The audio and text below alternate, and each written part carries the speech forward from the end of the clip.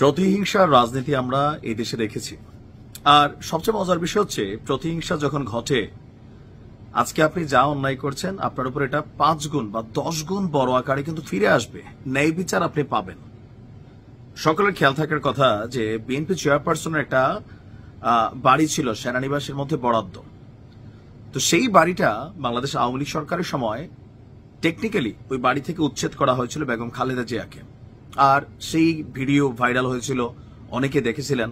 দীর্ঘ সময় গেছে, কারাবরণ করেছেন, তারপর সরকার পতন হয়েছে। আর এই পতনের পর থেকে উনি দেশের বাইরে গিয়েছেন, চিকিৎসা করেছেন, শরীরেরও মাশাআল্লাহ উন্নতি হয়েছে। আর এবার সর্বশেষ সুসংবাদটা তিনি পাইলেন। যদি থাকে নসিবে, আসলে কে আটকাবে? বিএনপি চেয়ারপারসন খালেদা জিয়ার গুলশানের বাড়ি যেখানে তিনি বসবাস করেন, সেই বাড়িতে গতকাল রাত 9টার দিকে গৃহায়ন এবং গণপূর্ত মন্ত্রণালয়ের উপদেষ্টা আদিলুর রহমান খান তিনি খালেদা জিয়ার বাড়িতে গিয়েছেন। যাওয়ার পর তার হাতে একটা কাগজ দিয়েছেন। তো প্রাথমিকভাবে তিনি বুঝতে পারেননি কাগজটা কিসের।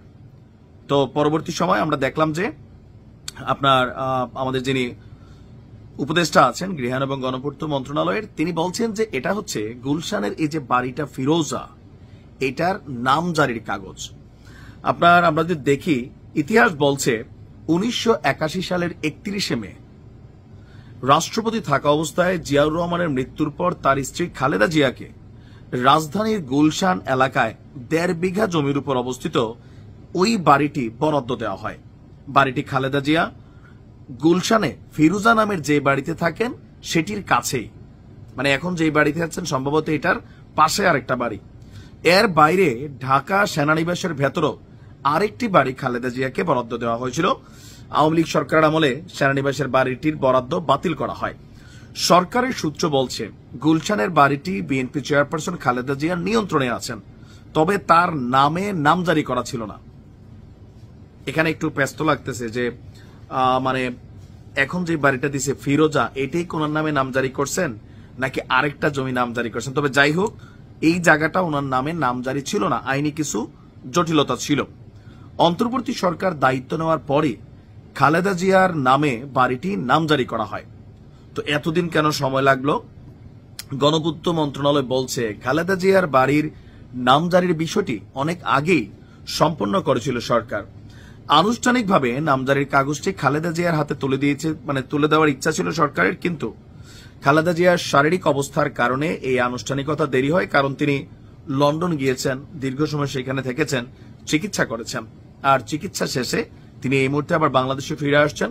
আর ফিরে আসার পর তাকে তার এই বাড়ির যে নামজারির কাগজ, সেটা ডক্টর ইউনূসের সরকারের এই উপদেষ্টা নিজে গিয়েছিলেন।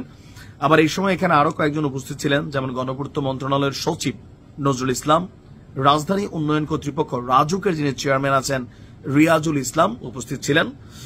আর ওই সময় আমাদের এটা কি মেকশিওর করছে খালেদা জিয়ার যিনি একান্ত সচিব আছেন ABM আব্দুস সাত্তার, তিনি বলছেন উপদেষ্টা আদিলুর রহমান খান সহ মন্ত্রণালয়ের কর্মকর্তা এসেছিলেন, আধা ঘন্টার মতো ছিলেন। আর বাড়ির নামজারির কাগজের হস্তান্তরের বিষয়ে সেগুলো দিয়ে গেছেন। দেখেন পরিবেশ পরিস্থিতি কিভাবে বদলে যায়। এত এত বাড়ি গাড়ি এক সময় আওয়ামী লীগের ছিল।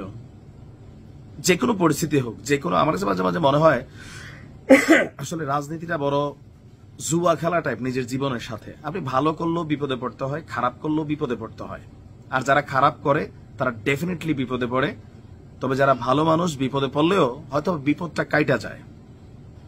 কাউকে ঘরছাড়া করা আপনার জন্য এটা তৈরি হয়ে যাবে। যাই হোক, শেষ বয়সে তিনি মিনিমাম লেভেলের এতটুকু স্বস্তি পেয়েছেন। Best of luck. আসসালামু আলাইকুম।